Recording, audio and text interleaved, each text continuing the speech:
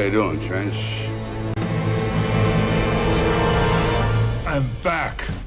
Welcome to my YouTube channel. Like and subscribe. Click on the bell to receive notifications. Today we're going to continue the spanking of Farid in part 2. So if you didn't watch part 1, please go watch it first and then continue watching this part 2. We will finish Farid off today. We will finish him off by the truth, nothing but the truth. So if you really care about the truth, Muslims, continue watching. Let us start. Now, even the Coptic Church uses this term. As we can see here, the text says, الطلاق لا يجوز عندنا بعد عقد النكاح. The translation, to us, divorce is not permissible after the marriage contract.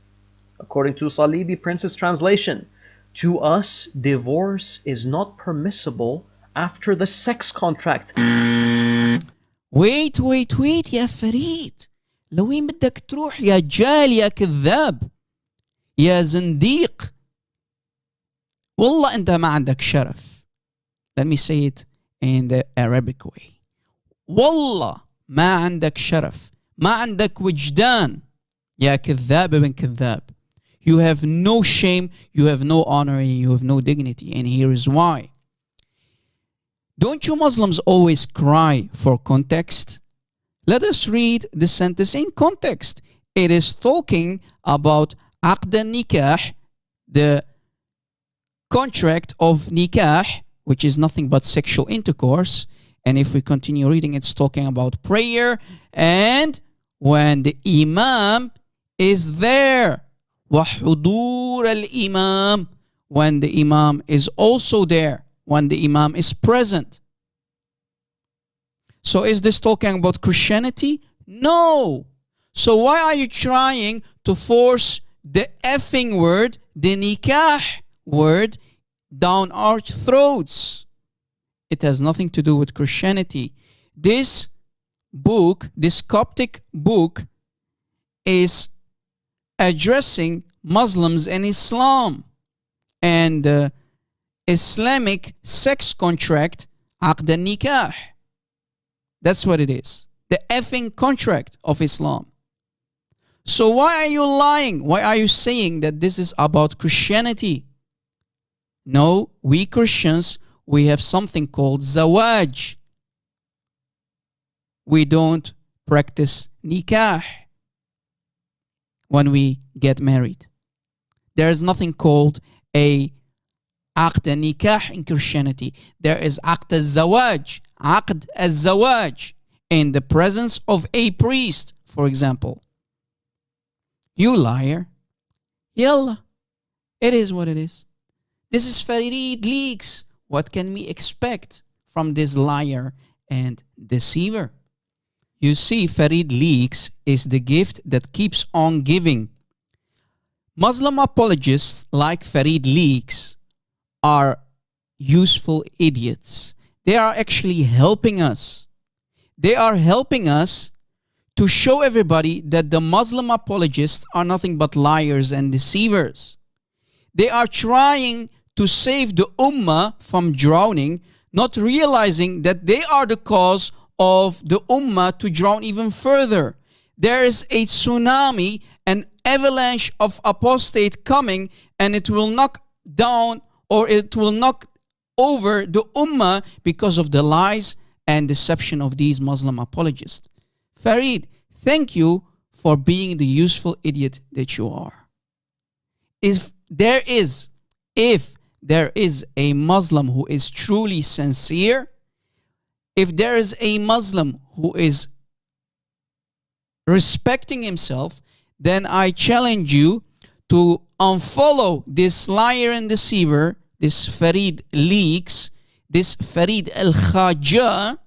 Stop following him on YouTube. You need to unsubscribe if you really care about the truth. Do you really care about the truth, Muslims? Yeah, let us continue. Now let us go and see what the best of the best has to say about the meaning of nikah. Here is the English translation of Sunan Ibn Majah, volume 3, and let us go to page 57. Again, Sunan Ibn Majah, volume 3, page 57. And I will provide the link to this book in the description box, so you can find it there.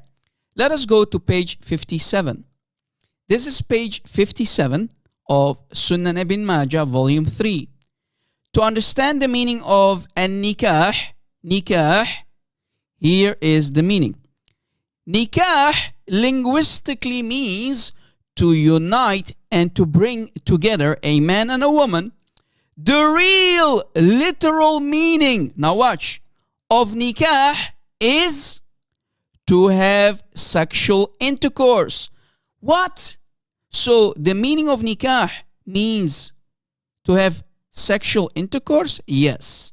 But on the other hand, the metaphorical meaning of nikah is the bond of marriage. That's the metaphorical meaning. But the real meaning, the real literal meaning of nikah is sexual intercourse. Did you catch it?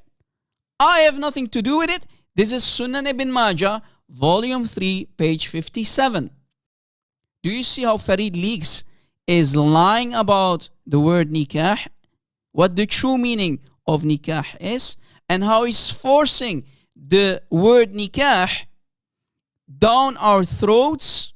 We Arabic-speaking Christians have nothing to do with this word. We, when we get married, we use the word zawaj, because that's the real meaning of marriage.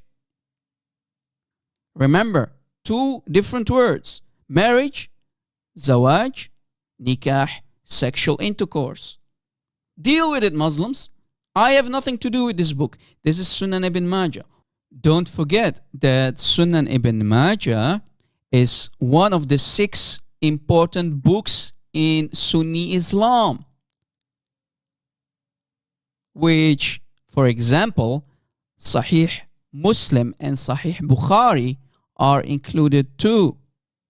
Are you going to throw Ibn Majah under the bus to lie about Islam, Farid? Please do that. Can you do that for me? Can you throw Ibn Majah under the bus, yeah, Farid? I'm sure you can. And yesterday, we showed you the video about this false translation that is supposedly published in the year 1816. But we Christians don't accept it. It's nothing but a fake translation. And if you didn't watch the video, I highly recommend you to go and watch it. Let me try something here. I created this translation of the Quran, and this is Surah Al-Fatiha, the first chapter of the Quran. This is my translation of the Quran. Muslims, would you accept it? Look what it says. بِإِسْمِ الشَّيْطَانِ الرَّحْمَنِ الرَّحِيمِ. In the name of Satan, the most compassionate, most merciful. Muslims, what do you think of this translation? Would you accept it? Why not? You will call it a false translation.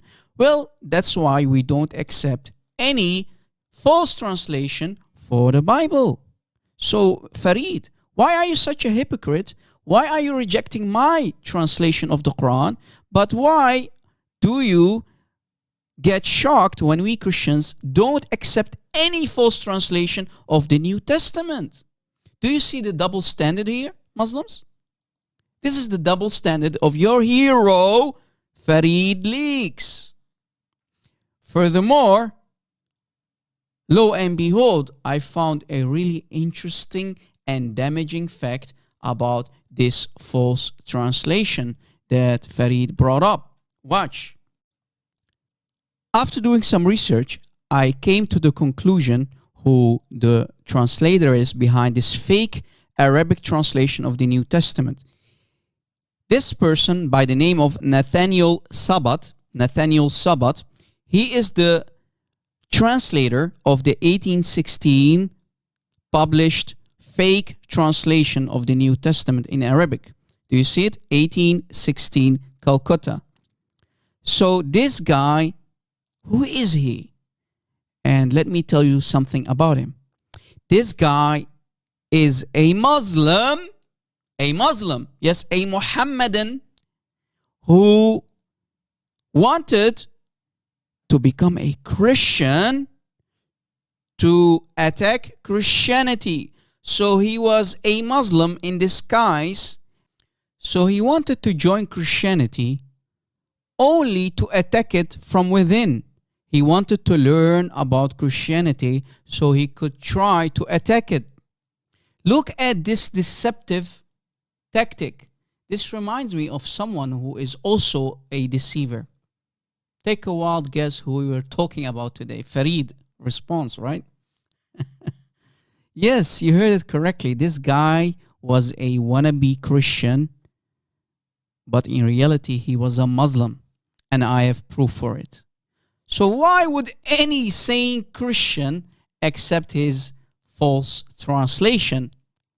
Right? Do you see the problem that we have to deal with here?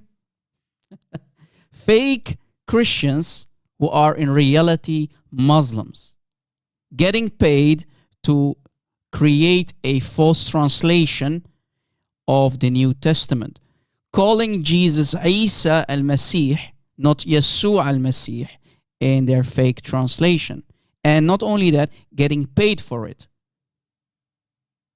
Cash money, baby.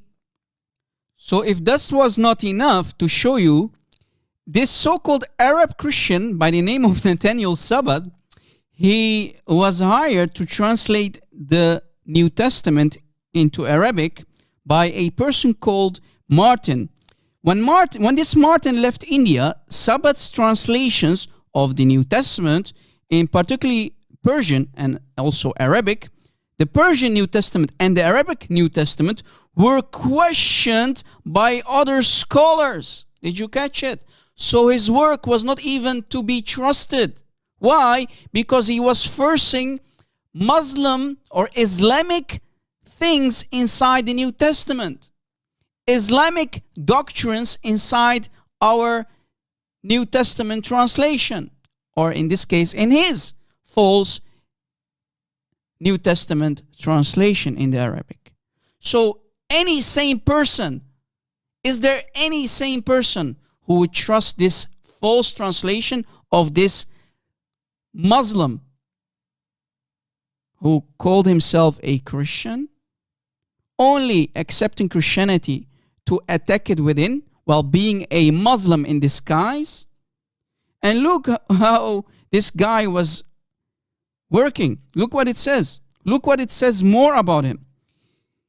If we continue reading, soon after Martin's death, he, Nathaniel Sabbath, renounced Christianity. What a coincidence. Wow. Or the moment his boss dies, this guy leaves Christianity and returns to Islam. Shortly afterwards, he again declared himself a Christian. So religion was nothing but a game for this guy. He was changing religion more than his dirty socks. So religion became a game for this Nathaniel Sabbath. This guy was not right in the head. Clearly, he had some psychological issues. Do you see it? And unfortunately, we also read that he died a really horrible death. And I think Muslims gave the order to the pirates to get rid of him, to kill him in the end. They threw him into the sea. What a horrible way to die. Well, what do you expect of Islam, right? What do you expect, guys? Now, any person, would you accept a translation of such a person who was changing a religion more than his dirty socks? Joining Christianity in the first place to attack it, calling himself a Christian while being a Muslim in disguise to attack Christianity from within, to learn about Christianity and to attack it? Would any sane Christian accept his Arabic translation of the New Testament? Of course not.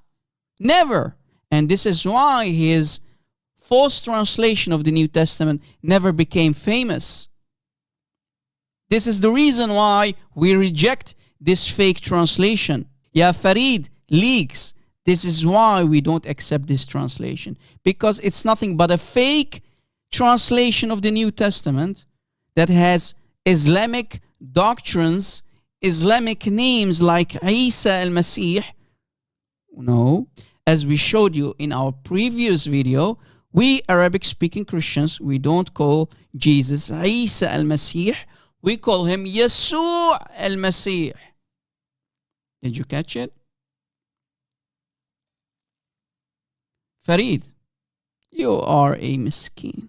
You are a munafiq and you are a deceiver. Yallah. It is what it is. Muslims, please, never ever put your trust in this deceiver, this scammer by the name of Farid Response.